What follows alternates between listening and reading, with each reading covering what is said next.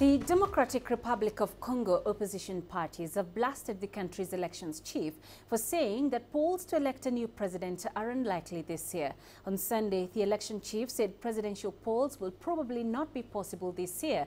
Elections are due this year and a transitional deal aimed at avoiding fresh political violence after long-serving President Joseph Kabila failed to step down when his mandate ended last December. Under the deal, Kabila was allowed to remain in office pending the elections. Kabila has been in power since 2001 and under the constitution does not have the right to run again. News of the delay is unlikely to surprise the DR Congo's neighbours, but it's still going to fuel worries in the region and at the United Nations as well. Here's CGTN's Nagila. The DR Congo is one of the largest countries in Africa and for years one of the most unstable. Hotspots include the northeast, where thousands have died at the hands of militia and rebel groups, and the violence has spilled over into Rwanda and Uganda. Now, the international response has been costly, but with mixed results. The UN's largest peacekeeping mission in the world is in the DR Congo, where more than 20,000 soldiers are stationed. And the South African Development Community, also known as SADC, has sent in soldiers.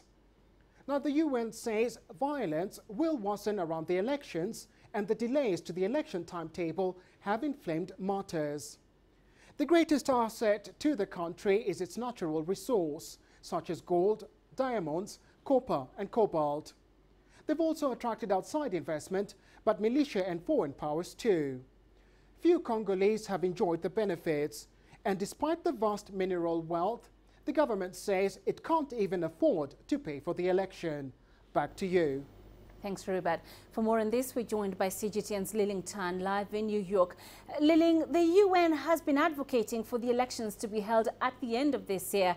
How is it reacting to this new development? Well, certainly it's not an entire surprise, but it is a worrying one. The UN has just told me within the past hour that it is aware of this delay as described by the president of the Electoral Commission, but the UN is waiting for clarification. Specifically, the UN spokesperson Stefan Dujarric said that the UN is waiting for the electoral calendar from the Commission to determine exactly when presidential and legislative elections are being held. Now, of course, this has been a grave concern to the United Nations that there is a solution to this political crisis. It has urged rival factions in the DRC to try to abide as much as they can with the political accord reached in December that promised to hold elections by the end of 2017.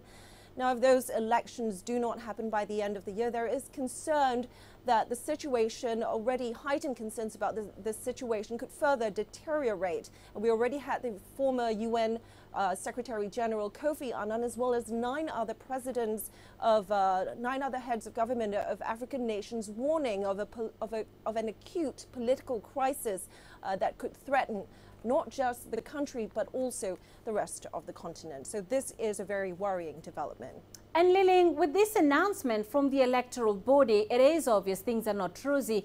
What can the UN do to try and find a solution to this crisis?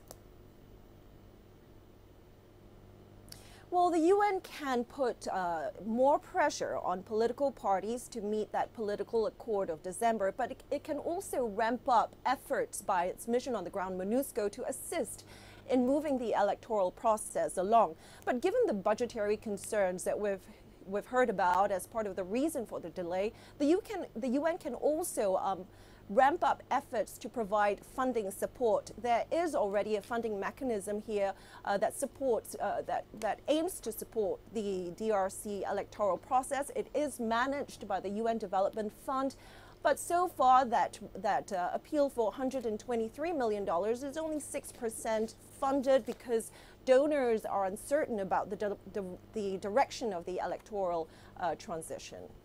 All right, Liling Tan in New York, thank you for joining us.